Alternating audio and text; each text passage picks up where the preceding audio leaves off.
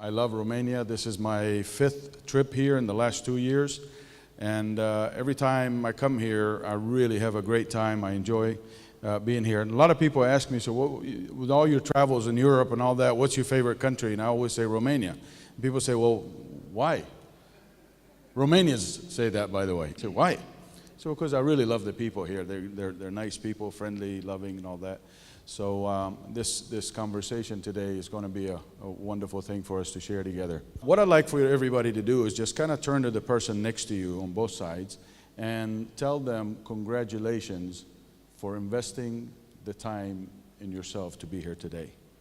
Congratulations for investing the time in yourself to be here today. Thank you.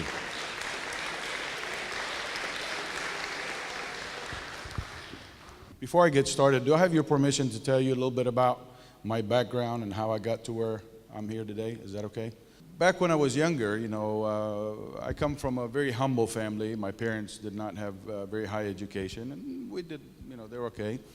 But my parents wanted me to be educated because they felt that they wanted me to have the opportunities they did not have. 4 or 5 days before my high school graduation, my father sat me down on the porch outside and he said to me, well, what are you going to do, son?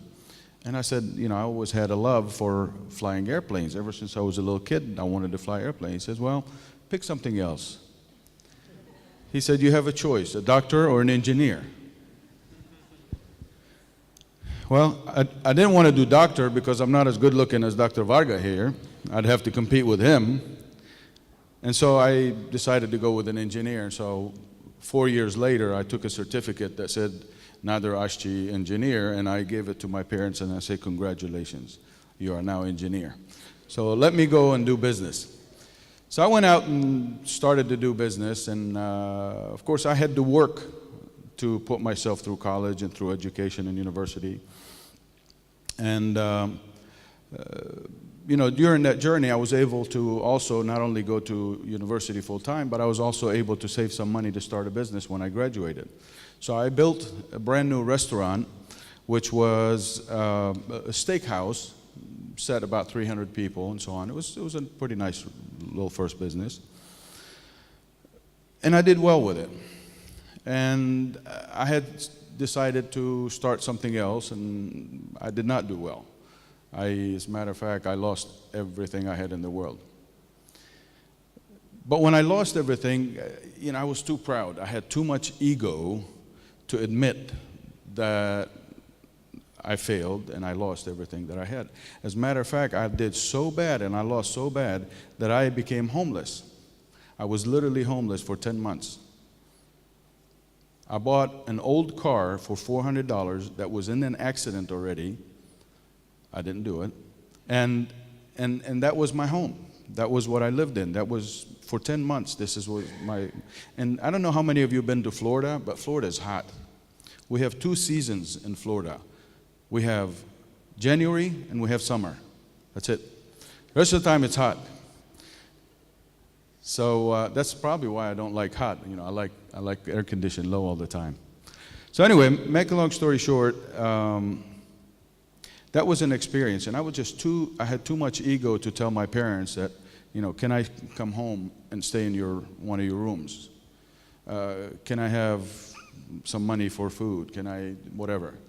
But it was a wonderful experience, and I'll talk a little bit more about that as we continue on. So that's a little bit my background, but one of the things that I did do in business, in all of the businesses that I've had, and I still currently own several businesses, hotels and apartment houses, and many businesses that I have currently. I have obviously people that manage all of that. And what I do is I do what I love to do, which is travel the world and share with people information on how to live better lives, how to create their own greatness from within themselves. I don't put it in there, it's already there. During this journey of starting many different businesses or purchasing businesses that are existing, making much better, I found something that people would come to me all the time and say, well, you're doing something different. I have won awards, as obviously you have, in pretty much every business that I've started.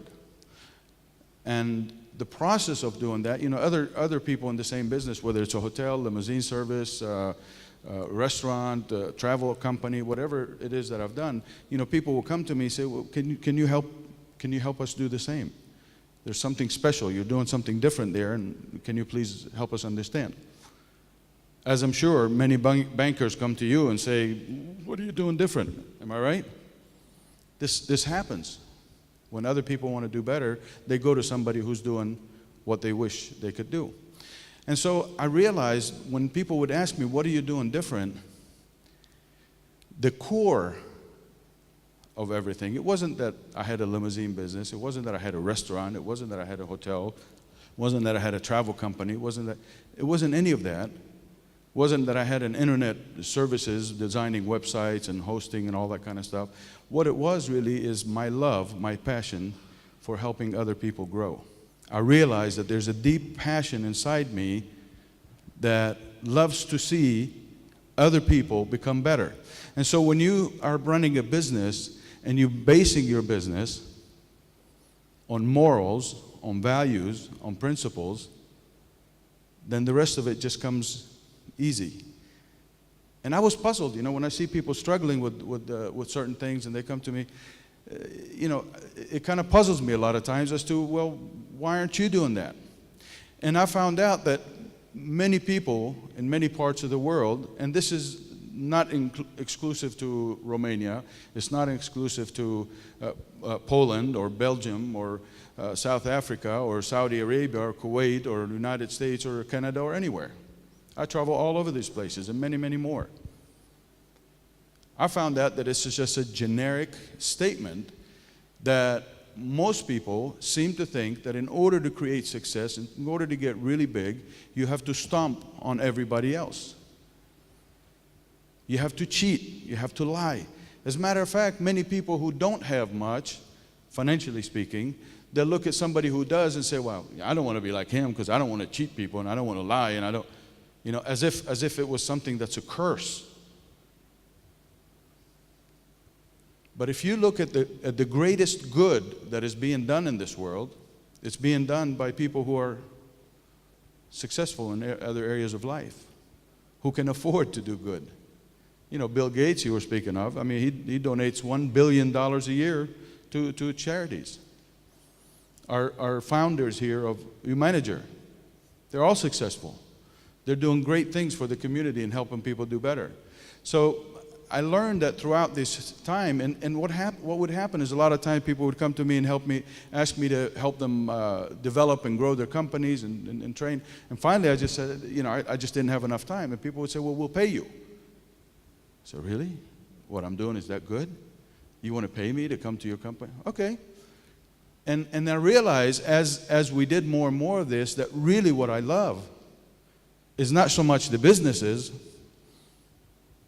but I enjoyed going to somebody else's company and helping their people grow just as much as I did in my own company.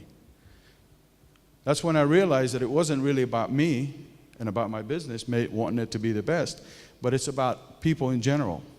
And when I came to that realization, that's when I decided that this is something that I want to do internationally. And I set myself a goal, and that goal was to have 1 billion individuals, people, by the end of 2020, that have heard the message of their own greatness. Not the greatness I can put you. People ask me a lot of times, can you change me to do this? Yesterday we were on the TV station, right? For an hour we were on a TV show. He says, well, how can you change people? I can't change people. And the Alice looked at me real weird. What do you mean? I heard you change people. No, I don't change people. I cannot change people. Because people have their own greatness inside. It's like me saying I can take an orange seed and I can turn it into a tree. Well, I can't. I'm not the one that does that. That seed already has an amazing, beautiful tree inside it. It has all the blossoms and all the fruit, and year after year will continue to give you. I didn't put it there. Somebody else did. I don't know how to do his job. I don't really want it. You see, the greatness is inside people. All I can do is help people create an environment through which and by which they can become their own greatness. I can help you understand how great you really truly are.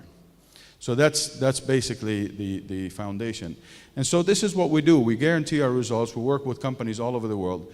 And you probably recognize some of these companies there. Kentucky Fried Chicken, NBC. We work with Disney, that's not on that seat there.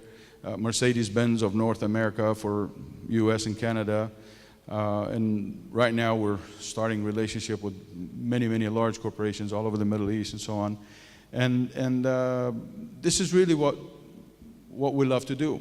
And the reason that we have grown so fast, and the reason why Success Story has become so effective in the training that we do, is two things. Number one is the morals, the foundations, based upon which we are doing the development process. So training is not training. We don't even call ourselves a training company. We are a development company because we develop people to become who they wish to become and want to become. So there's hundreds, maybe even thousands of companies out there that do training, that they do development. But we have decided to stand aside from the rest. First of all, the foundation of every training that we do, every development program that we do, is based upon, first of all, like I said, the moral values and principles. Now, we each and all have our own values and morals and standards. Mine come from my faith. Mine comes from the Baha'i faith, where based upon which I have developed. And all faiths everywhere have the same concepts. They have the same roots. Do good, be kind to each other, love each other. In most cases, many times people come up to me and say, what's the one word, what's the one thing that you can put into a corporation and have it succeed? One thing. And when I give the answer, people look at me like, what? And that one thing for me is love. If you love your customers, you love every single one of your employees. Now, wait a minute. I'm not talking about the kind of love where you want to go do funny things with somebody. I'm talking about a true, healthy, kind, respectful love that you have for every human being that you come across, with their flaws. Because if not, man, I tell you, my wife would have gotten rid of me a long time ago. There's many things that she doesn't like about me, but she loves me. Thank God for that. So here's some of the programs that we help corporations. The main focus that our company does, Success Story International, is really to help corporations grow. And whatever that may be for that particular company, then those are the things we can offer. And those are areas of expertise. The things you see on the screen are areas of expertise that we do.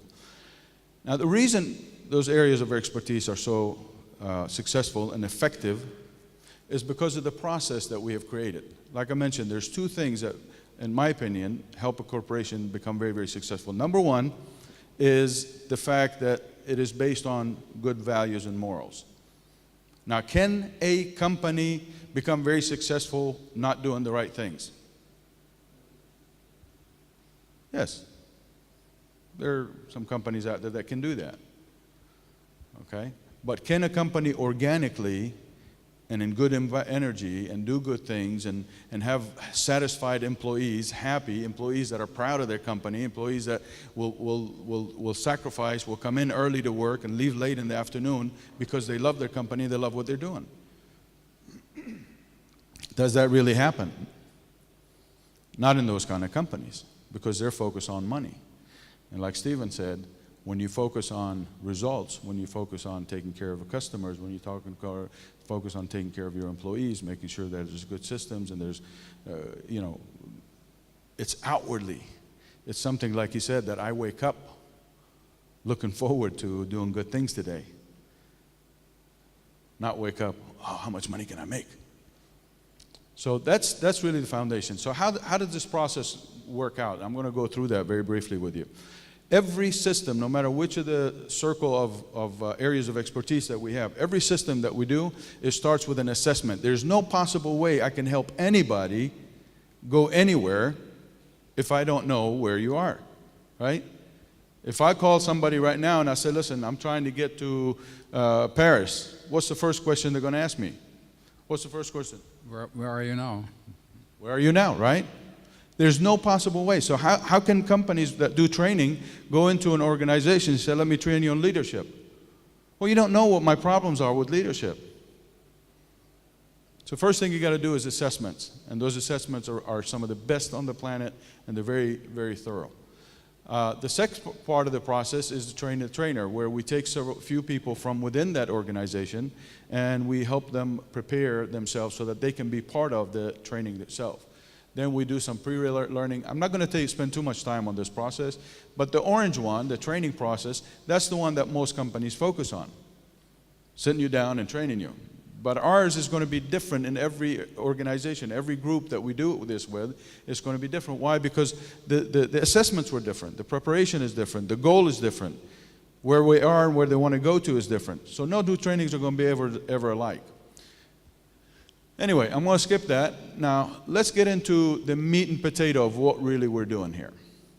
Okay? We're talking about moral leadership, and that's the topic of today's session. First of all, well, what are morals? There's a list of some morals, and I put them in different colors just so that your eye can kind of catch and separate them. Okay? Prayerfulness, orderliness, mercy, the idealism, gratitude, forgiveness, enthusiasm, each and every, and there's probably some others that are not on here.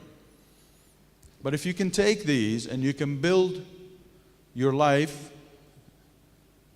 and if you can build your business around, then I believe that you can be very, very successful, contrary to what many people out there in the market believe.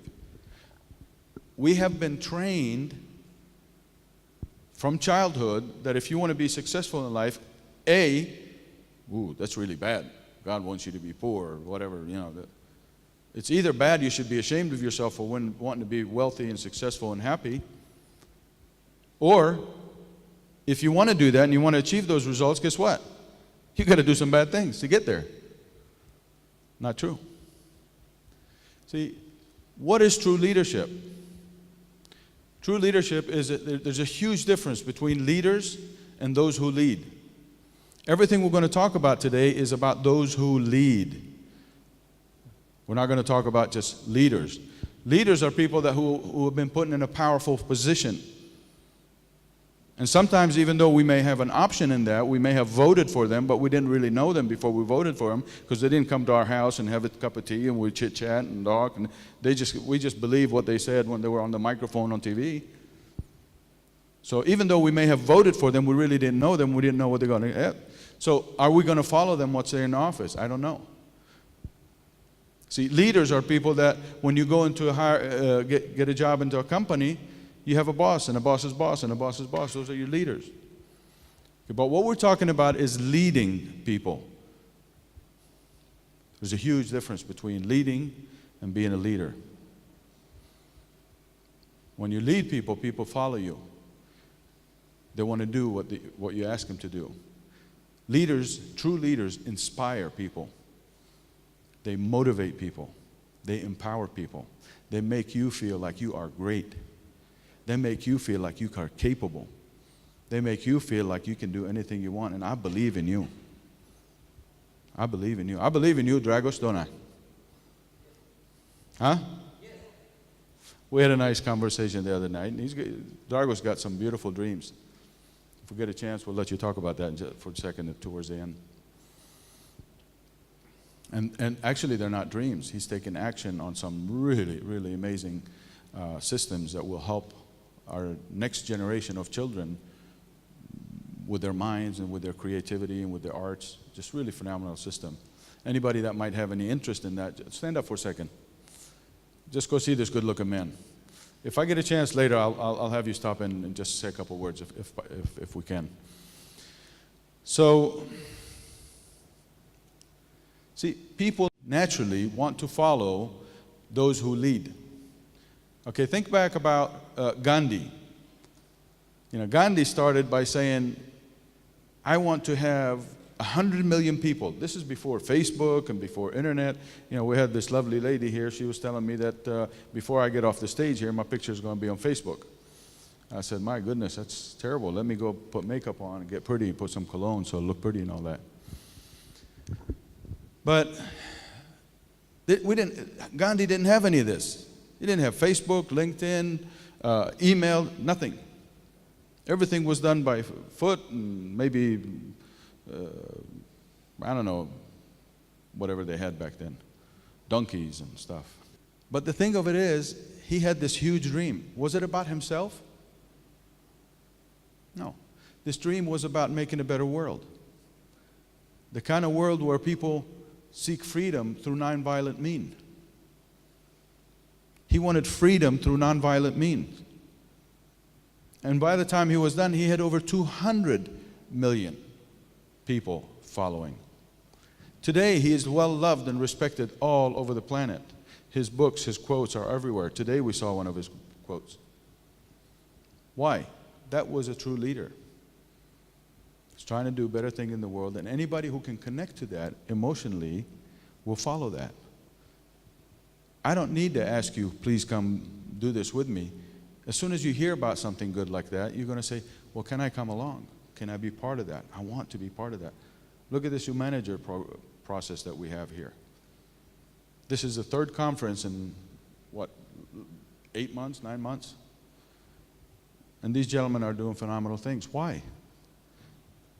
They want the people of this nation to understand that we can create success by being humans, by being ourselves, by being real. Nobody enjoys stealing. Nobody enjoys being mean to anybody. Nobody enjoys being harsh to their employees. And then when they walk away, they're going to feel bad. I'll tell you this, I know that. But yet when you say something nice, something kind to people, you feel good.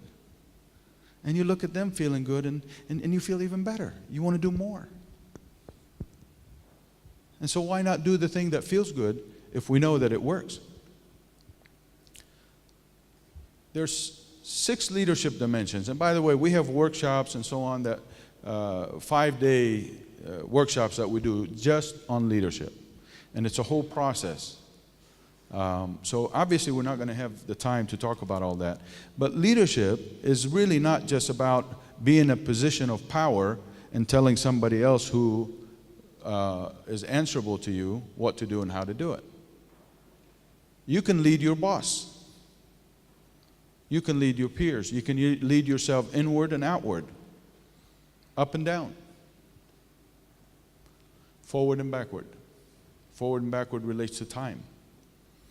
So obviously we're not going to get into all of that, but I want you to understand that leadership does not have, you do not have to be in a position of power. You do not have to be in a position where you have people working under you to say, call yourself leader. You can lead anybody on any worthwhile cause, even your bosses and your superiors.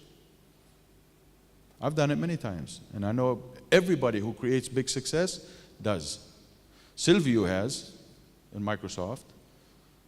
You've led your superiors because you said, hey, let me show you, and you've expanded. If I understand, when you started, you had 5 employees, and by the time you decided to resign and move on, you had over 400.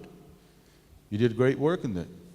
Microsoft was very happy, and Bill Gates came here to visit him, yes? So, now when it comes to leadership, we've developed a couple of assessments. Remember that process of transformation, that process of development has 7 phases.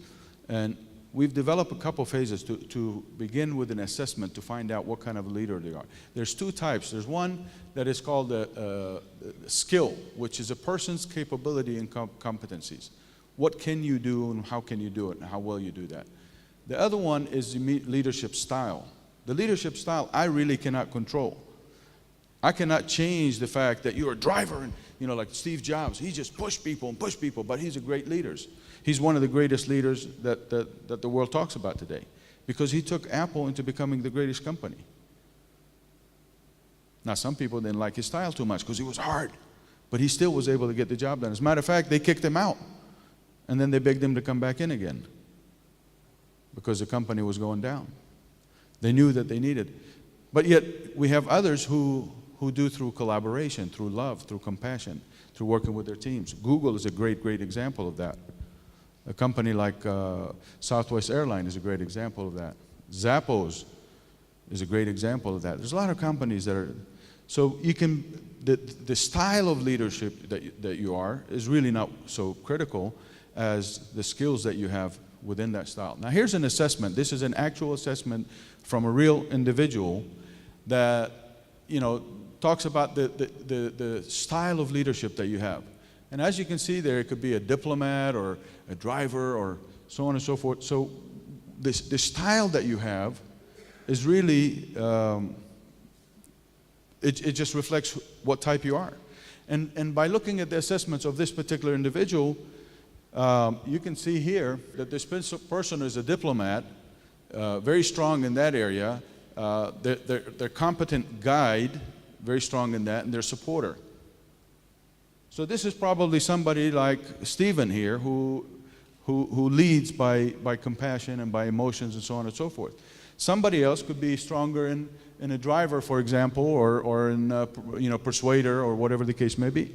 But that's okay. Now what we do is we take this and we say, okay, now what are the skills that this person is good at?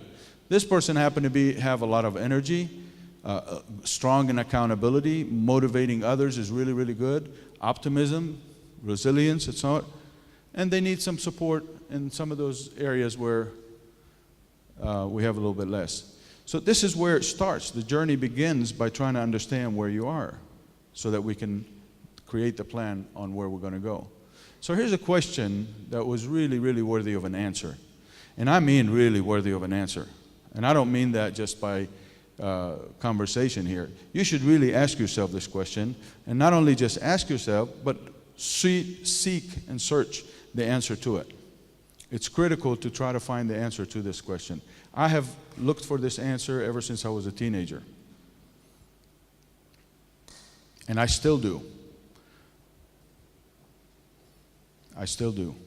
I've sat with kings, I've sat with presidents, I've sat with some of the top athletes. Today I got to shake hands with another one, and I'll shake a hand again. That's an honor, sir. People like, you might recognize Muhammad Ali, let's say. He's been in my home, I've been to his home. We're, known each other for probably a couple decades. But I'm a student when I'm in that environment. Why? Because I want to learn what it is that got you to where you are. Why are so many people more successful than others? Why are some leaders more successful than others? This is very important. And you should be asking yourself that question all the time. And anytime you see somebody in life who is today where you want to be, try to learn from them. Ask them questions, spend time with them. Spend less time trying to impress them and let them know how great you are, but find out more about what they do and how they do it. You see? Now, why is success a puzzle to most people? How many people are puzzled by success? Let me see your hand. Not sure how to really get all the way there. Yeah, only 3, 4, 10? It's okay, you can participate, really, I don't mind. I like it. How many? All right, better. See, success is not a product of doing certain things. Success is not a product of being a banker. Success is a product of being a banker in a certain way. See, while hundreds of banks all over this globe were going out of business and needing government support and bailouts and this and that, we have some banks in this world that are doing extremely well. Why? Because they had the right people having the right mindset, doing the right things. So it's not what you're doing. It doesn't mean that every bank had to go down the drain. No, there's some banks that survived and got stronger during the time where other banks were going out of business. There's Italian restaurants right here in Bucharest that are getting bigger and better and doing better things, and yet there's Italian restaurants right here in Bucharest that are doing what? Going out of business. So it's not what you do, it's how you're doing it.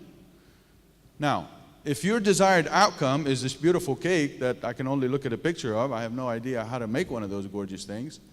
Does anybody know how to make one of these? Yeah? Stand up. What's your name? Paula. Paula. Everybody give Paula a big hand.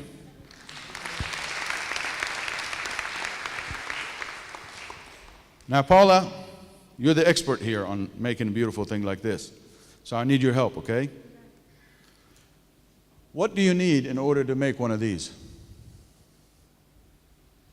Are you asking me? Yeah, just a quick question. Answer. You need to have a vision, to have imagination. Okay, you have to have a vision and imagination, and you got to see. But do you need any of this stuff? Yeah. Okay. So this is the what to do. You have to take some stuff, right? And if you give this stuff to me, I'll pour it all in one bowl, and I'll give you one of these.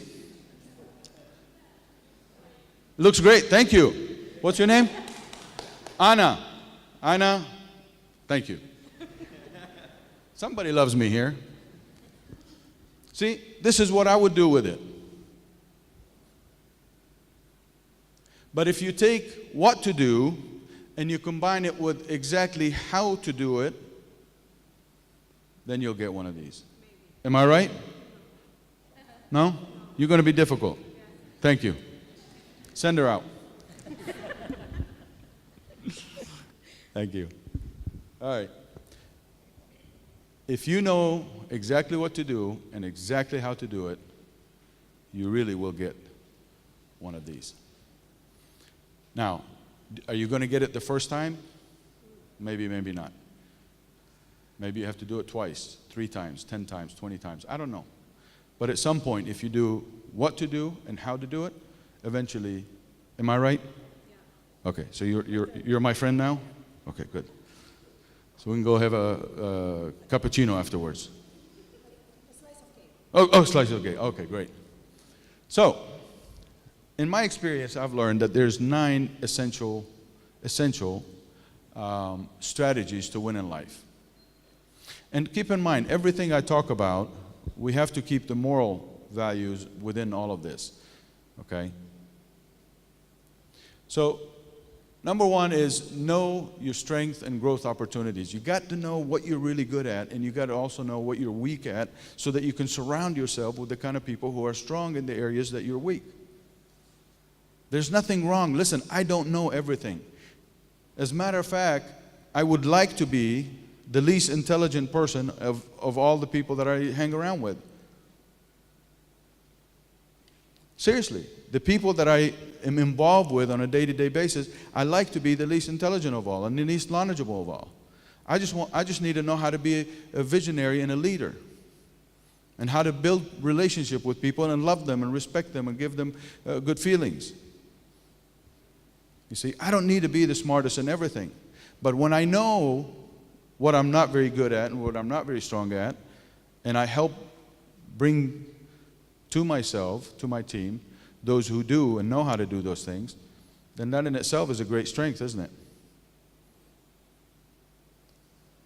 We were talking with Dragos the other day, and he was telling me, well, I need some money, and I need some IT, and I need this. And I said, no, you don't. You just need to share your vision with as many people as you can, and eventually somebody who has a great IT company is going to come up to you and say, you know what, this is a great project. I want to be part of it.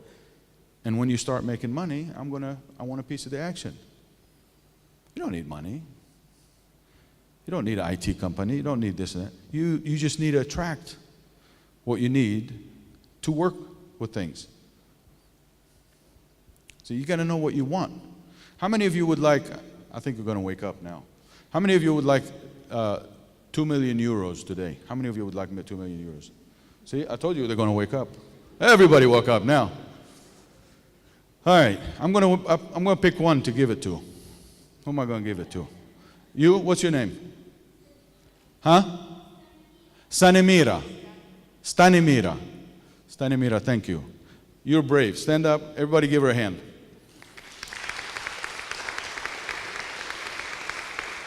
See, she was the first one that stood up and said me. So I'm going to give you the $2 million, euros, okay? But here's what I'm going to do. I'm going to take that 2 million euros, I'm going to put it in your account. I'm going to use Stephen here to transfer it to you, okay? Because he's my buddy. And you can look at this bank statement, you can show it to your friends, and you have a phone application, mobile applications. Okay, so you can put it on your mobile, smartphone, right? And you can show it to everybody. Say, look at my account. That's my name, 2 million euros. Okay? But you can't use the money. You can't do anything with it. You could just have it. Is that going to make you happy? No? You have $2 million. 2 million euros. Why? I've given you 2 million euros and you go like this. Why aren't you pleased with it? You can go ahead and have a seat if you like. The fact is, it's not the 2 million euros that she wants. What is it that you want? Come over here. Come next to me. Come talk to me. I think I'm going to have a cup of tea with her too. We'll go together, the three of us. You give the cake, she gives the tea. We'll have a great time tonight. What do you want to do with this 2 million? To use them. Use them for what? For doing good. What kind of good? To help other people to grow, to multiply. Those are all crazy answers. What specifically do you want to do? I want to help with some projects in the community. Like what? For example, I want to help Vargas Foundation. Vargas Foundation? Yes. What do you want to help the Vargas Foundation do? To help more people in Despre area. More people in what? This is an area in Bucharest, and they need some healthcare checks, and Deland has a list of things that they need. So what would you do with the $2 million? I will give to Varga portion of this, and to Dragos another part of this, and also to some marathon runners who want to become Ironman. Okay, thank you. Everybody give her a big hand here.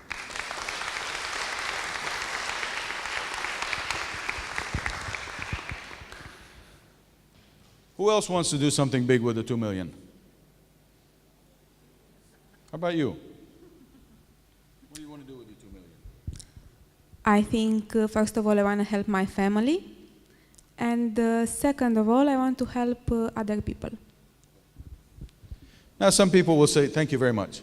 Some people will say, I want a bigger house, bigger car, I want to travel all over the world, and then I want to do this, I want to do that. Okay? But that is really what you want. It's not the 2 million euros, is it? Because when I put the 2 million euros in your account, you weren't happy with it, were you? See, that's the thing that we don't understand. And Steve, I think, touched on that quite well, Stephen. That it's not about the money. The money will always follow the dream. And you were asking a question here earlier, so well, how do I know how long it'll take to develop this? Well, if you take an avocado seed and you put it in the ground, how long will it take for you to eat avocado from that tree? Do you know? Okay. But does a farmer know? Why? Because he's done it before. And that's the answer to your question. Whatever it is that is your idea, you set as close a deadline to it as you possibly can, because you really have no idea. You've never done this before. That's why it's a goal. Right? It's a goal because you've never done it before, so now you want to achieve it. There's no way of knowing. You just guess. You best guess at it, and then you try it. How does a farmer know? Well, one of two things. Either he experienced over and over again and he realized that within 2 years and 3 months I can have avocados off my tree, or he asked a lot of other farmers who grow avocados and they say within 2 years and 3 months you're going to have avocados on your tree. Which one's easier? Asking. So how long does any idea take to manifest itself is unknown. Now, you got to know your strength and growth opportunities. You have to be driven by a purpose, big, big, big dreams. He was talking about the Olympics. These people are not out there because they want to make a lot of money. But guess what? When they win the gold medals, they do, because people want to sponsor them and they want to They'd make a lot of money. But they don't go into it saying, 15 years from now, if I kill myself every single day, I'm going to make $20 million. So let me work crazy for 20 years, 15 years, 10 years. That's not what happens. They find something they're passionate about, find something they enjoy, find something they love, and they just give it everything they have.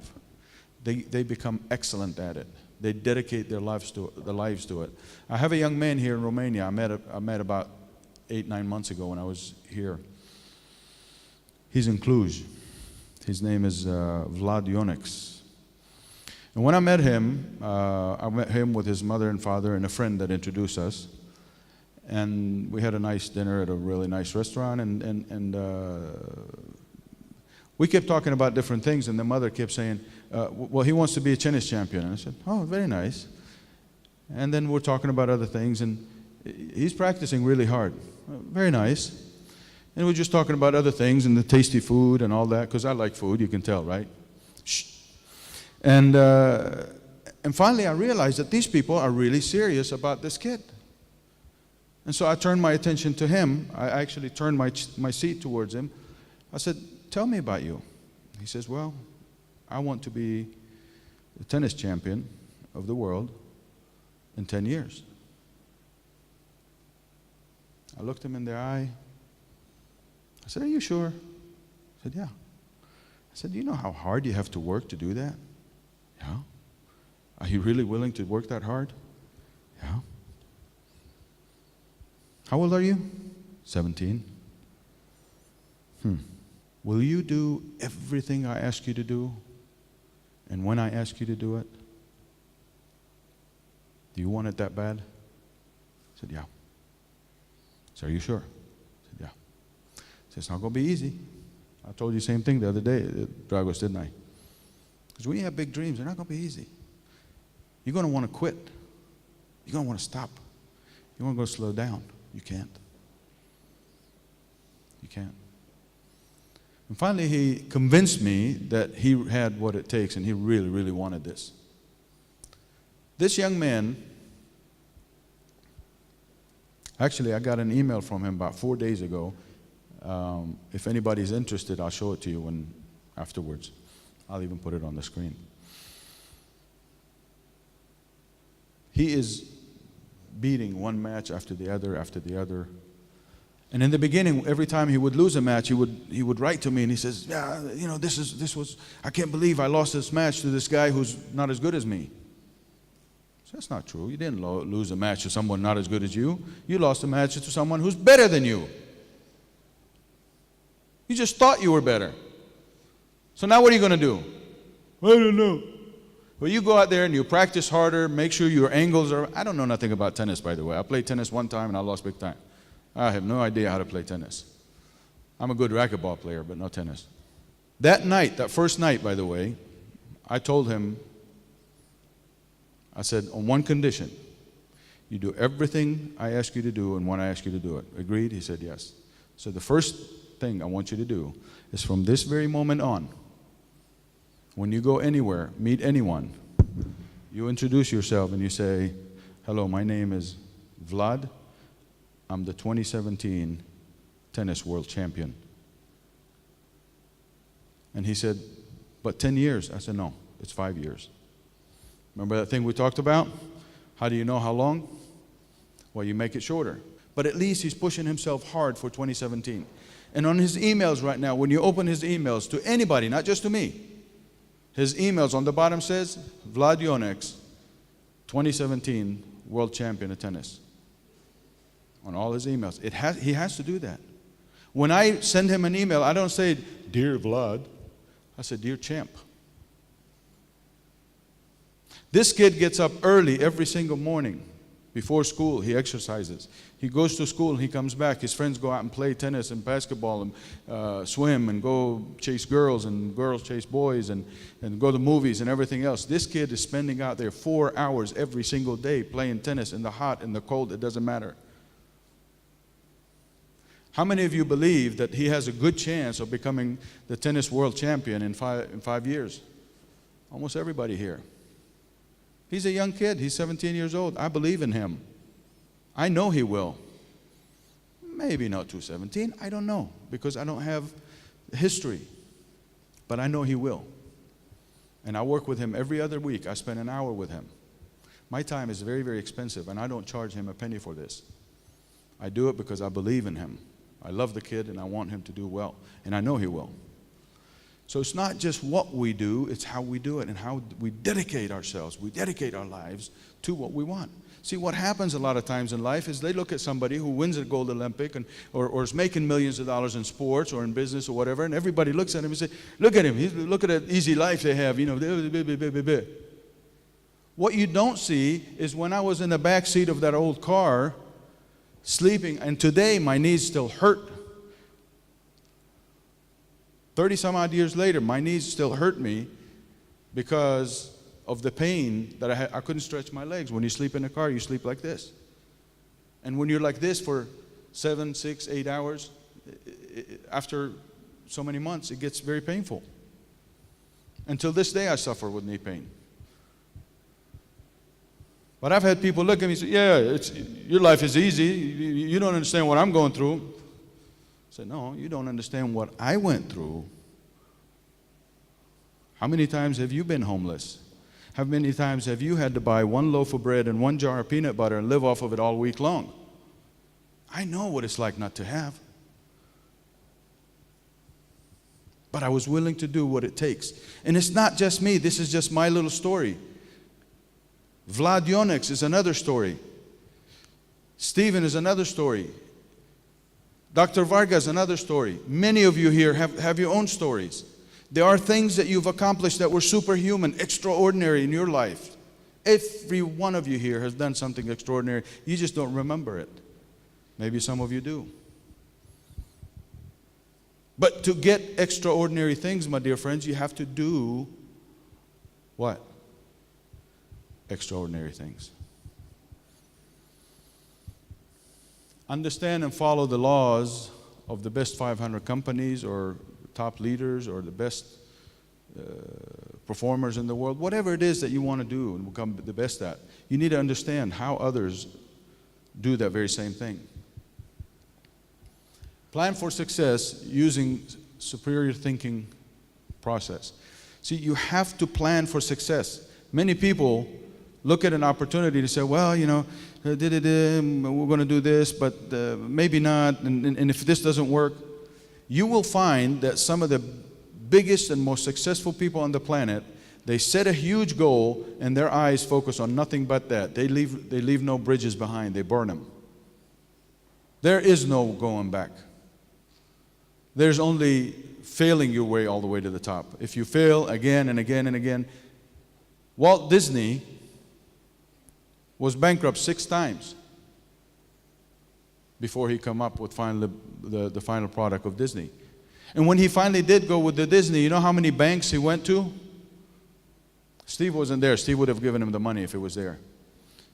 Do you know how many banks Walt Disney went to before one of them said, yes, you can have the money? Huh? 300? Not quite that many, but a good number. 112 banks said no to him. Can you imagine that? How many of us here in this room today, we would have gone to another bank and another bank and another bank? 5 banks, maybe 10 banks, some people maybe 20 banks, 30 banks. He went to 112 banks and finally bank number 113 said, yeah, here's the money. And I have a feeling that he would have continued on for all the way up to 300 if he had to, because it wasn't about the money or the bank saying yes or no. That didn't matter to him. What mattered to him is, this is what I wanted, and if you're not going to give it to me, I'm going to go to her. And if she doesn't give it to me, I'm going to go to her. But I'm going to find somebody who loves my idea and believes in me and is willing to support and help. You have to be very effective with your time. You have to be persistent and grateful. Now, effective with your time, I'm sure everybody understands. Persistent, everybody understands that. But why grateful?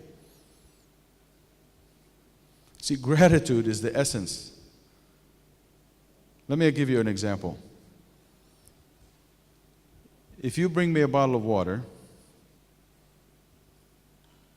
and I say, thank you. I really appreciate that. That was so thoughtful of you. You know, my mouth was a little dry. Actually, it is. And, you know, I really appreciate you. What is that going to make you want to do? And while I take a sip, I'm going to let you take. What's going to happen to you when I show a lot of gratitude for when you give me some water? I'm going to feel very happy for you, very happy that I helped you. Okay, what else happens in terms of future? Would you want to do something for me again? Yes, of course, and I would want to help other people too. Excellent. Does anybody agree? Does anybody would do something different than her? I think we all would do the same thing, wouldn't we? Right? When we do something good, something nice, we show gratitude, guess what happens? We get a lot more back, again, again, again, and again. The more grateful I am to everyone around me, the more I keep getting stuff. And many of you who know me fairly well, there's some of you that we've met many, many times before, known each other for years in some cases. They know I'm always grateful to the bus boy, the cleaning person, the sweeper on the floor. I don't care who it is, always grateful to everybody. Genuine gratitude. And for some reason, you know, everybody's wanting to do things for me all the time. I like it. So when you have gratitude, life gives you back. And the more grateful you are, the more you're going to get of the things you're grateful for. That's just nature, human nature. So you got to understand, these laws, I did not create these laws. These rules, I did not create these rules. Something, someone who created everything that is around us created these rules and laws. God himself, when he created man, he created the world, he created the earth, he created all these rules to go with it. Now, whether you believe in the law of in the law of gravity or not, whether you believe in the law of gravity or not, whether you know about it or not, it still works. So if you take a little baby on top of a 10-story building and it crawls off of the edge, the law of gravity is not going to say, whoa, stop, there's a baby. And the baby doesn't know about law of gravity. So let's stop the law of gravity in this little spot here so the baby doesn't fall. It's not going to happen. It works no matter what, no matter who, whether you believe in it or not, whether you know about it or not. So there's laws that are existing out there, my dear friends, that are laws of success. Laws of prosperity. And not when I talk about success, by the way, to me, success is not money. Success is excellence in everything you want to do, whether it's about your relationships, whether it's about growing spiritually, whether it's about your physical health, whether it's about your business, whatever it is.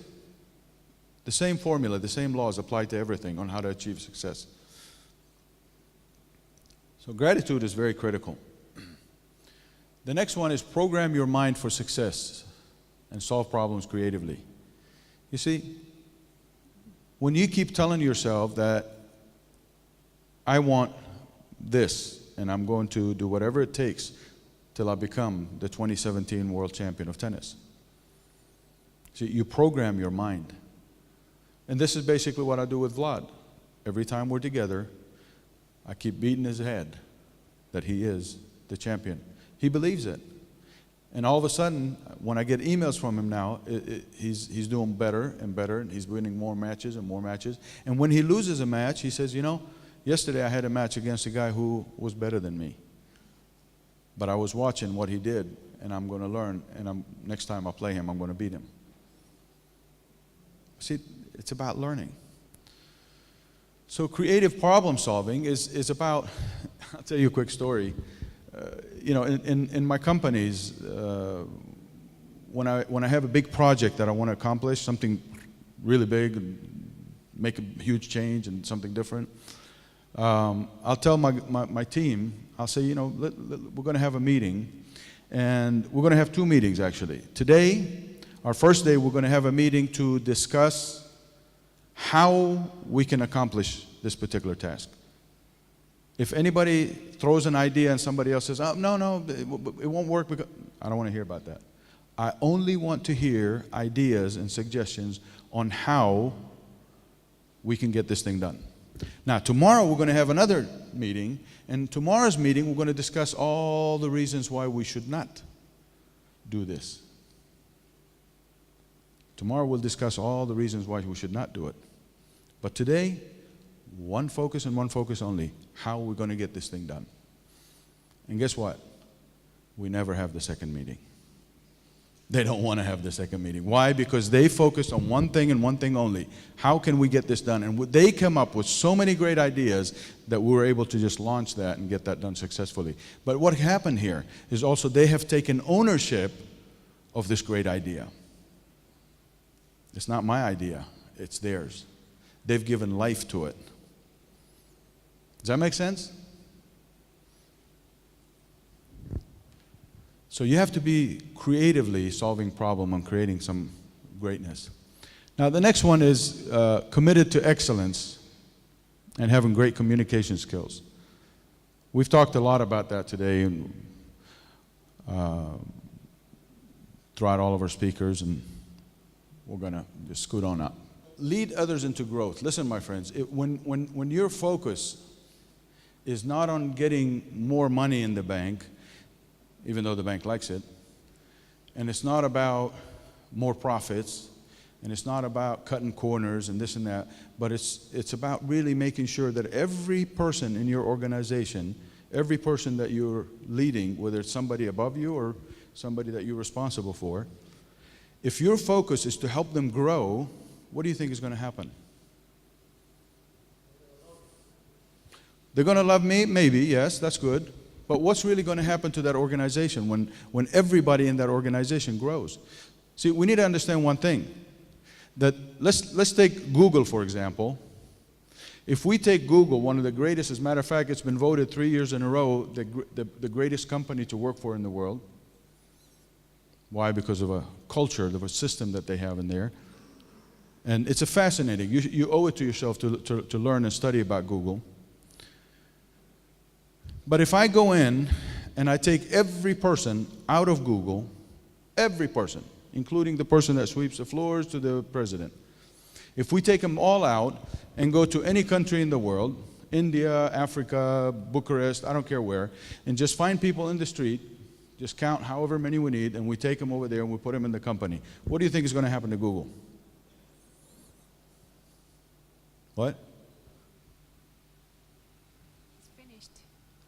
It's finished, crashed. Anybody else? It's finished, I agree. Yeah. We might as well dig a grave to put the Google in, right? Why? Because Google is not Google without the people. So what happens when you develop people and help them grow? Does that make sense? Most people I talk to, they say, "Well, I don't want to spend a lot of money on my people and training, and because what if they get trained and I spend money on them and they go work somewhere else?" Well, yeah, you got a good point.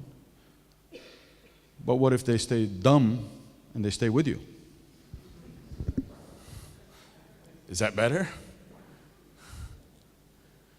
But see, what happened is when you grow and develop people and you help them grow, they're not going to want to leave you. That has been proven. They're not going to want to leave you. There was a survey done with 600 of the largest companies in the world, research that was done, and they asked all the leaders, the top leaders of these companies, they said, "What do you think motivates people the most? Your employees, what are they motivated by the most?" And they had all these answers, right? And then they asked 12,640 of the employees of the same company, same companies. They asked 12,640 of their employees, say, "What motivates you the most?" The number one thing that motivated the employees was not even on the top 10 list of the executives. What does that tell you? That tells me that us as leaders in the corporations, and in most cases, please understand, I'm not saying it's in all cases, because there are some really, really amazing leaders out there who do great work with their companies. But that tells me that most leaders have no idea what it takes to motivate their people. Would you agree with that? And it wasn't like 5 employees they asked, 12,600.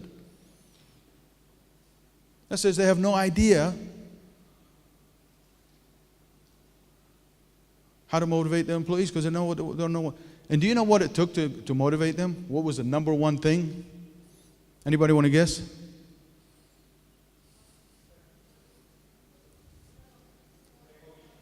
Sorry? Recognition? Anybody else? Growth? What? Anybody else? Help and grow? Respect? Teamwork? The number one thing that motivated these people was the feeling that they're doing something constructive. The feeling that they're actually accomplishing things when they go to work. That I do something good. I don't just go in and type all day. I actually write letters for whatever. Or I help the CEO do this, or I do, you know. It's a feeling that what I do is meaningful. That's exactly what the sentence actually. That the work we do is meaningful. Now, of course, you know, money was there in that top 10 from the employees, recognition, respect. You're right, all of those were in there. Promotions, positions, all of that kind of stuff. That was all in there. But the number one was that. So it is critically important not only to lead others in such a way to help them grow, but also to always look for others that can help you grow. Because if you think you've grown, guess what? You're starting to go down. For as long as you're alive, you can continue to learn and continue to grow. So I've always had mentors throughout my life. And I'm very careful to the advice that I listen to different mentors. You got to be careful with that also. If somebody is a great athlete and has a beautiful, wonderful body, but they're always getting married and divorced and fights with girlfriends or whatever, I'm not going to say to them, listen, you're such a great athlete and you're so good at what you do, will you please help me deal with my wife? I have this problem with my wife. Can you do that? I'm not going to ask you that. Don't laugh.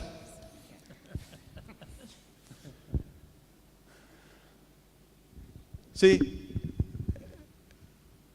I'm not going to go to Dr. Varga and say, Dr. Varga, will you please help me fix my transmission? He's going to say, get out of here. I'll fix brains. I'll fix hearts, whatever, right? Because that's his expertise. I'm not going to go to Dr. Varga and ask him to fix my car. And I'm also not going to go to a mechanic and ask him to fix my heart.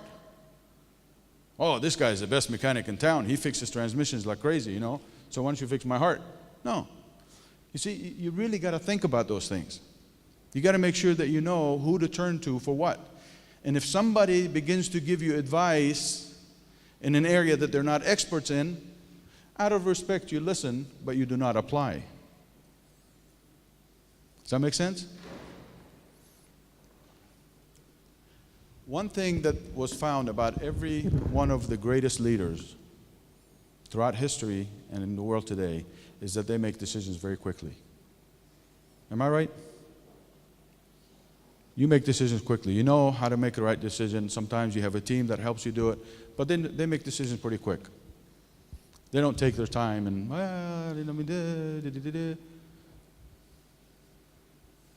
Now they may not apply that decision, but the decision is made quickly. And then they may take and study it and make sure that the decision was based on important stuff.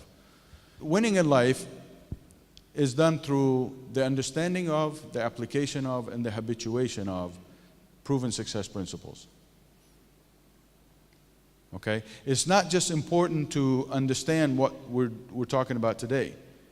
Okay? This is just, all we're doing is creating awareness. Nothing I've shared with you today is going to change your life. I promise. I promise you. I'll give you my word. I'll even sign a letter and put my signature and stamp on it. That nothing I said today is going to change your life. It will not. It will not make you 1 ounce better, 1 gram better. But applying some of the things that we talked about today, even one idea, you take one idea and you make sure that you're going to apply it completely, is going to make a big difference in your tomorrow. But not just applying it once or twice, continuing to applying it until it becomes a habit in your life. You no longer have to think about it and worry about it. So, successful people make a habit of doing the things that unsuccessful people are unwilling to do. They're uncomfortable doing it. Now, keep in mind that it's not saying that successful people happen to like to do those things. They make a habit of it. There's a lot of things I don't like, but I do it. Like you were talking about adventure, go out of your comfort zone, do something that you haven't done before. Guess what? I flew into Cluj one time, I rented a car, and I drove to Bucharest and back. I was a little nervous, I was a little scared, I've never been around here, but I wanted to do that, I wanted to have that adventure, and I felt so good when I got back. I found my way, that was good, I didn't even have GPS. Seriously, it was fun. I don't want to do it again, I really don't. Next time I'll take a train, a taxi, something, because I like to work while I'm. But this was a really wonderful experience. It got me out of doing something I was scared of. So successful people get themselves in a habit. They continue to do something that they don't like if they believe it is important and critical until it gets to a point to where it becomes a habit. And when it becomes a habit, you don't even think about it. Success just becomes a way of life. That's why most successful people, you ask them, well, what is your real secret? Say, well, I don't know. I just get up early and I do this. And they can't give you specific step-by-step instructions because it's just become a habit. It's just like me asking you, how do you walk? I don't know, I just get up and walk. But ask a baby, how do you walk? Well,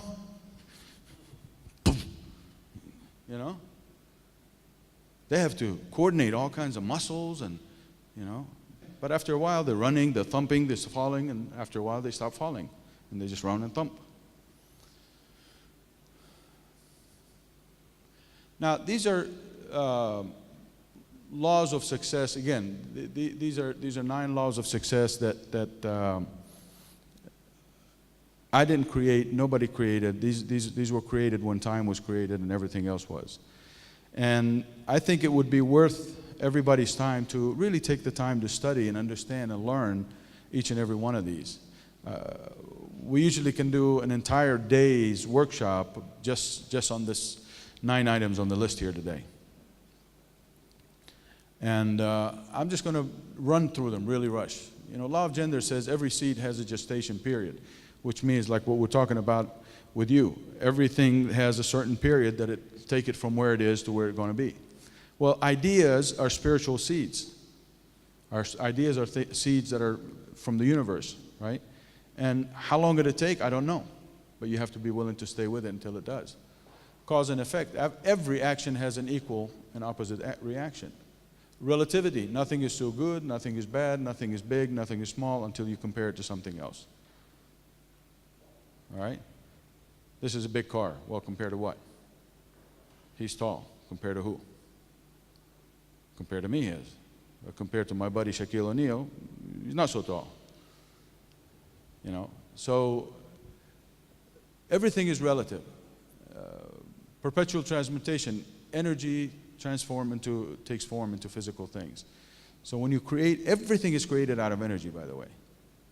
The chair that we're sitting in, the computers, everything around us, everything in the world is created. And if you go down all the way to the main essence of the substance, it's created out of energy. It's just a different way that an energy is formed together that creates it to look like my hand or my fingers or the hair in my head or whatever, my glasses. Polarity, everything has an opposite. If there's a lot of good, there's got to be also a lot of bad. If there's an inside to a room, there's got to be an outside. If there's good, there's also got to be bad. Everything has polarity opposite. Vibration, everything vibrates, nothing sets. Now, again, I don't really have time to go in details, and I wish we had the time. The last one is really one of my favorite, and that's the law of allowance. And that simply means let go and let God. When you have something in mind that you want to get done, Believe in your own greatness. Believe in the fact that you were created as the most amazing, the most wonderful creation God has ever put on this earth. And believe that you too can have anything and everything that anybody else can and have, and even more if you do all the right things to get there. I know it's a little tough for some of us. Some of us are looking at me like right now like, yeah, but you don't know what problems I'm having. I don't have a job, or I don't have money, and I don't have a car, I don't have this, you know, it's easy for you to say because you're in a suit and you got a microphone in your hand. But when you make a decision, you make a heartfelt determination that you're going to get this thing done, and you release it. You let God take care of it, because He's in charge of everything. Let Him deal with it. Have faith, be firm, know that it's going to happen. Now, what I want to talk with you about for just a couple minutes is about how our mind works, because it helps us to understand, well, how can we control all these things? It's nice to know about these laws and these strategies and how to win and this and that, but I can't get it done. Well, it helps for us to understand how our mind really works. And our mind has, this is a drawing by Dr. Fleet. And basically what he says is that the mind has two parts. And this is not the mind, because nobody knows what the mind looks like. It's energy. It's like saying, I know what electricity looks like. Nobody knows what electricity looks like. Okay? We can see evidence of electricity in the monitor and the lights and hair dryer, whatever the case may be, but we can't see electricity. And this is an image representing the mind. And basically, so, you know, there's a upper part, which is a conscious mind. The lower part is a subconscious mind. And then you have the body. And then in the conscious mind is where we originate thoughts. That's what we think with. That's what we do all our creativity and so on and so forth. The subconscious mind, on the other hand, is our feeling mind, our emotional mind. And if I have an idea and I allow myself to feel good about this idea, the chances of me creating this idea into reality is very, very positive. But if I have an idea, a great big idea, and I keep saying, well, I don't think I could do this. You know, look at all these obstacles. Nah, I don't have the resources. I don't have the money. Guess what? It's not going to happen. It just is not going to happen.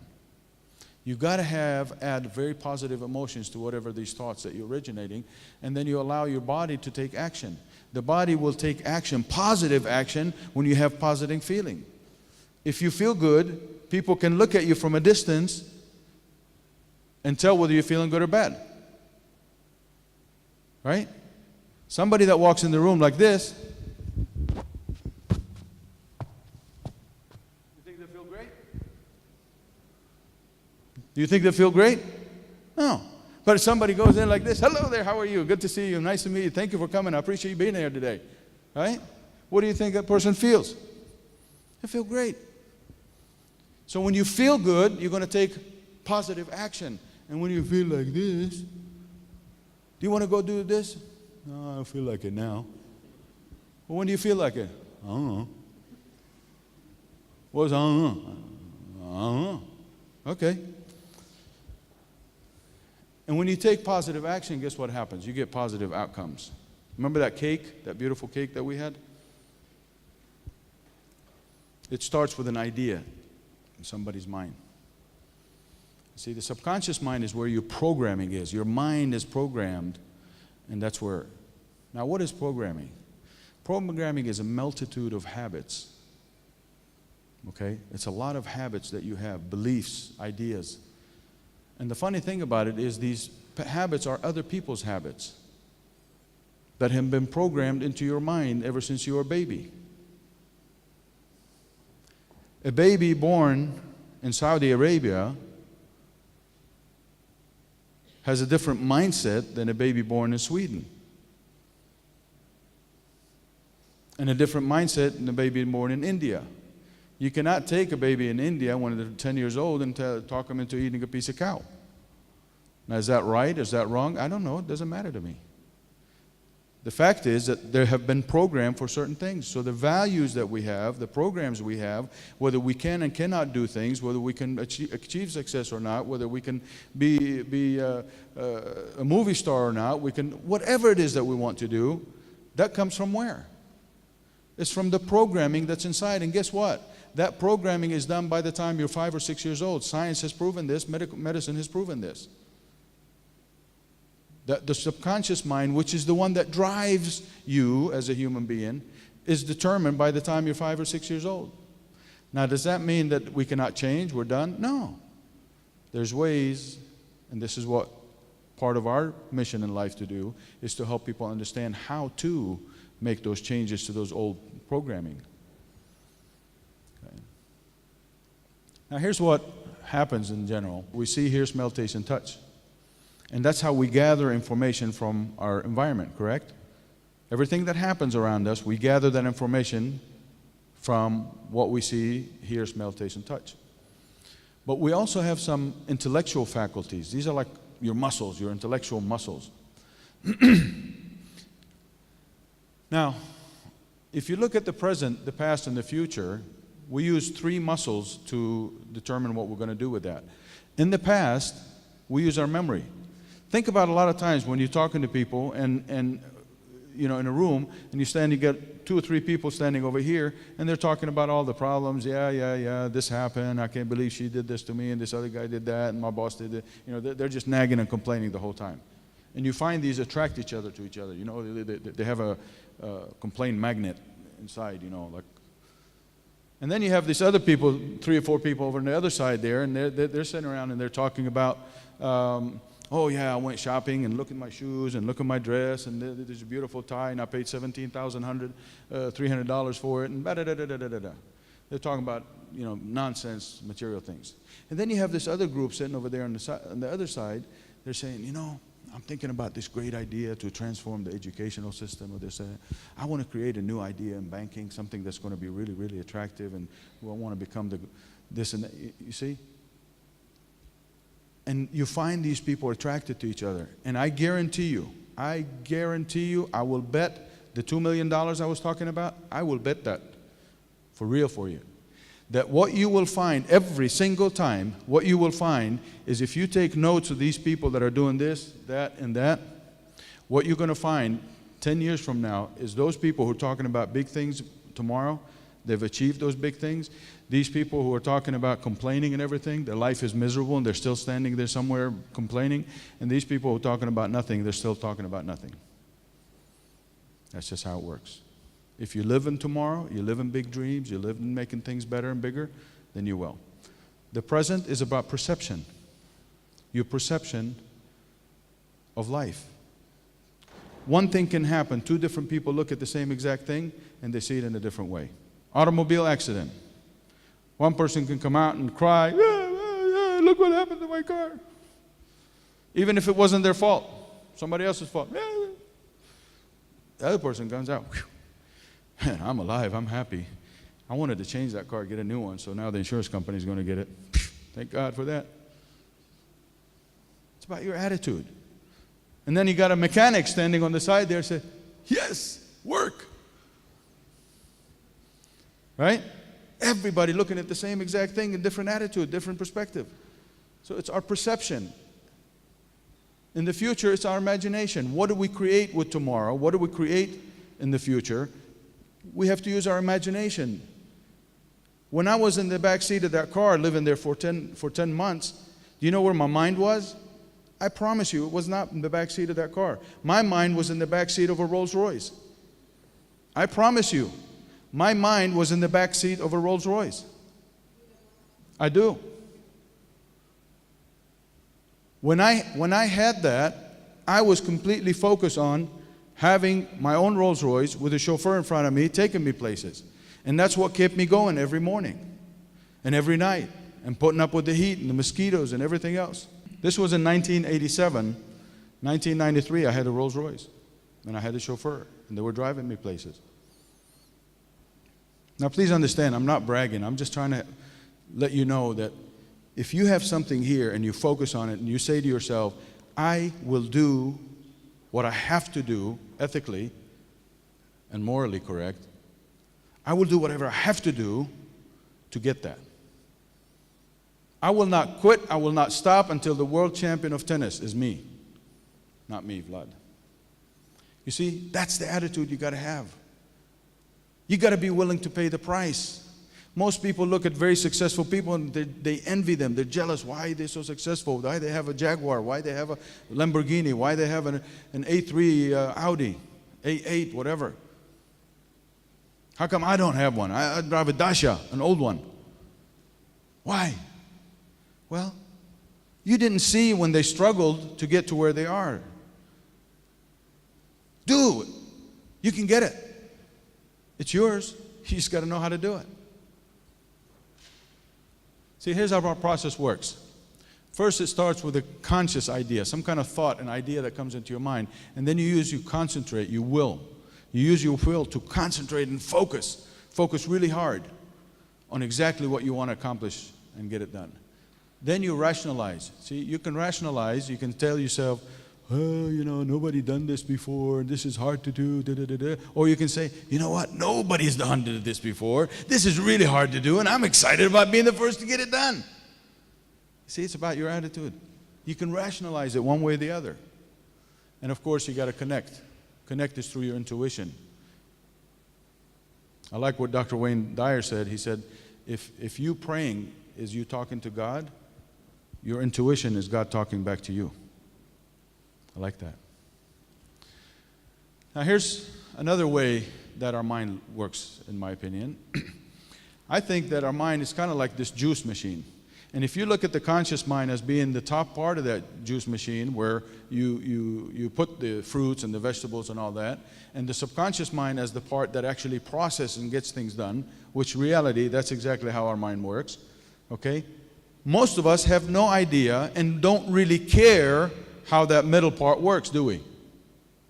All we care about that if I put a carrot on the top, I'm going to get carrot juice on the bottom. That's all we care about. And then, of course, we have to wash it. All right? So the important thing is, for all of us, is what we're going to get, the results. Would you agree? Results is what counts. Results is what's important in life. It's not important how many meetings you go to. It's not important how many hours. If you had a banker, one of your employees, that came first every morning and left last every morning, but always every single day made mistakes in their deposits and all that, and they weren't, what would you do with them? Hasta la vista, baby. Right? So it doesn't matter how hard you work, how much you do, you come in early, you leave late, it doesn't matter. But if you're best,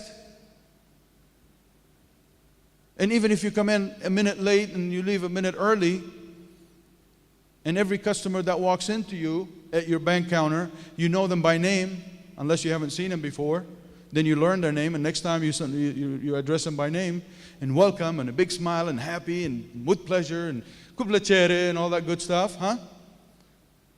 Then you're going to care for that employee. You're going to give them promotion. You're going to love them. Why? Because they're doing a great job. So it's the result that matters, right? It's not what you do or how much you do. So when you want the result, see, you have to decide what kind of input you want, what kind of thoughts you want to plan into it. See, it's those thoughts that determine the results.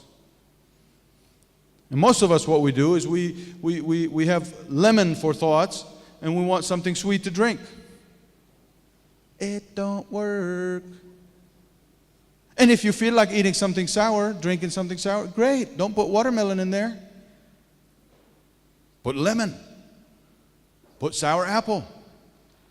And if you want something bland with not a lot of flavor, great. Take a cucumber and a broccoli and put them in there. But see, you have to decide first and foremost, what is it you want? And then you have to say to yourself, what must I think and constantly keep in my thoughts in order to get that kind of result? It will not work any other way. See, because when you think these kind of thoughts, nasty, negative thoughts, what's going to happen is you're going to get terrible tasting juice. There's no possible way you can put this nasty apple or this nasty banana and get nice, fresh, juicy, delicious tasting juice. It just doesn't happen. It's not going to happen, right? The opposite is also not possible. You cannot possibly have great thoughts, great fruits, put the freshest, most delicious looking, healthy looking fruit in there and say, I wonder if that juice is going to be nasty, smelly. No, you know it's going to get great stuff. Life is the same way, my dear friends. Life is the same way. It starts with your thoughts. That's what begins the process. See, to be able to shape your future and to create the exact future you want, you have to be willing. Willing. You have to be willing and able to change your programming. And we do this with people all over the world in all kinds of fields of expertise. So, unsuccessful people always say, "Oh, I hate what's happening to me. Oh, this has happened, that has happened." But successful people don't do that. Right? Unsuccessful people say, "What happened to me?" People say, "I create my success. It's my job. I'm in charge. I decide what my tomorrow is going to be like." Unsuccessful people play not to lose. They're always worried about losing. Oh, I can't do this because what somebody's going to say. What if I lose and somebody's going to make fun of me and they're going to say, "You're a failure and you did this, you did that." If you're focused on not losing all the time, you're not going to create a lot of success in life. It cannot happen. You see, successful people play to win. They're always focused on what must I do to win. And when you're focusing on something, what are you going to find? That thing you're focusing on. Right now, if I told you there's a needle in this room and my baby's getting ready to come here in a few minutes and now I'm afraid that the baby will pick it up and bite it, what's going to happen? Within 2, 3, 4, 5 minutes, all of us will get up and we look at every little corner and we will find that needle, won't we? Why? Because that's what we're focused on. But if we don't focus on that and what's not what we're looking for, guess what? We'll spend another 20 years and it could be right in the corner of this thing here and nobody's going to notice it being there because that's not what our focus is. So you can take the easy way in life or the hard way. See, if you do what's easy in life, in general, life is going to be tough on you. If you do what's easy in life, that's too hard, that's too much, let me watch TV, let me do this, then life's going to be hard on you. And the older you get, the tougher it's going to seem. But if you do what's hard, things that other people are not willing to do, they don't want to do, life will tend to get a lot easier on you. Now, the bridge to winning side of life, there are 4 aspects to it as human being. Another 5 minutes. There's 4 aspects to us as human beings. There's 3 parts of it that are inside. They're part of our inside. And those are not visible. People can't look at me and say, "Oh, you look like a real spiritual person. And you look like, man, you look like you're a brain, you're brilliant. And you look like emotionally stable." Well, you're really not, but I'm just saying, it's a joke. But you see, those are things that are inside. Would you agree? Now, the outside is the fruit of what's on the inside.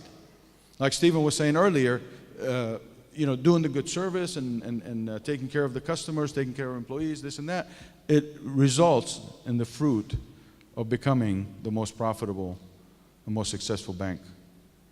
Right? But you can't just look at him and say, "Man, I think," well, yeah, with him you can because, really, I mean, you can't look at him and say, "This guy is an Olympic winner." You can't look at him and say, "He runs the best bank in the area." Right? But when you see the external result, the physical results, you're able to do. Now, what is the bridge between what's inside you and the physical results? What's that bridge? Okay, now you know. Tell me. It's action, right? You cannot transform what's on the inside into real results without taking action. That's the bridge that connects you into your desired results. See, we have hidden beliefs, and the hidden beliefs, they're like the roots of a tree. And the quality of those roots is going to determine the quality and quantity of those fruits. The hidden beliefs are the ideas that we have, the paradigms that we have, the deep beliefs, the training, the learning that we had since childhood. And those are the things that we believe that this is the way life is. When in reality, if you challenge those and strengthen those, then you get the fruits you want. The only way to go from information to transformation, my friends, is action. Again, winning is done through the understanding of, the application of, and the habituation. You do it again and again and again of proven success principles. Real winning in life, to win in every way, is moral winning. Is winning through morals, through character, through strong values. You can win. You can win in many ways. But will you really, really be winning the game of life? Will you really be having people who love you and respect you and will do anything for you? Will you be one of those people who have made millions and millions and billions, and then at your funeral nobody's there except for the ones that want to collect the money? You see, real winning, real leadership is done through morals, through values. Okay. Now, the last part, I skipped through the previous one because we're tight. It's really important, my dear friends, to set big goals and big values in life, big dreams. Now we have a process. We actually have a 3-day workshop just to go through the process of how to set goals. And we help people go and set actual goals and plans and everything else to do that. But I'd like to share a Harvard study with you. They took all these people and they said, you know, how many of you have goals? And 84% of these people, surprisingly, these are Harvard students, my dear friends, 84% of them said, I don't know, I have no goals. I'm just going to go find a job. Like your son was saying, I want to be a billionaire. Okay, how are you going to get there? 84% had no goals. Now, 13%, they had goals, but they didn't have them written down. They say, yes, I know what I want. I'm going to do this, and I'm going to start a company, and then I'm going to work for the, whatever. They had their goals, but they weren't written down. They knew what they wanted. 3% had goals, and those goals were written down. Now, here's the thing that really, really is fascinating to me. They followed up with these people 10 years later. They followed these people 10 years later. They kept in touch with them. And 10 years later, they went and assessed their lives. One of the assessments was, how much money are you earning? And they found out that the people that had no goals, they averaged, on the average, X amount of dollars. Let's call it $100,000, just for an example, right? So we can have an example to deal with. So let's say they were averaging $100,000 a person per year.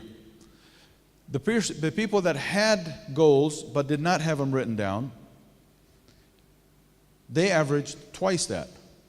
So each person in the people that had goals but didn't have them written down, on the average, they were doing about $200,000 a year. Now here comes the biggie. The people that had goals and they hadn't written down, those 3%, they had 10 times the income of both the other combined. Which means, if we use the example we did, 100,000 plus 300,000, they were averaging $3 million a piece. This is a study. You can look it up on Google, by the way. You can get the full study, all the research, or the details of it. My friends, find out what you want. That's what I asked you to do, didn't I? Dragos, write it down. I want to see a full description of it, right? It's the first step, first thing. Find out what it is you really want. Make a plan, make a list of it. Decide how you're going to go get it. Now, there's a decision for you to make today. And that decision is, 5 years from now, what would your life look like if you do not apply some of the things that we talked about. And see, this is a commitment that you would have to make to yourself to continue to grow and to continue to learn about what it takes for you to create success. I learn every single day. Research, talking to people, asking, reading, watching documentaries. And the other side of it is, what's going to happen 5 years from now if you do not? If you do not apply and learn and understand and invest in your own self into getting these results. All right. I appreciate everybody for being here tonight, taking away from your time, investing in your own greatness and your own self to be here. And I look forward to catching up with you again. Thank you very much.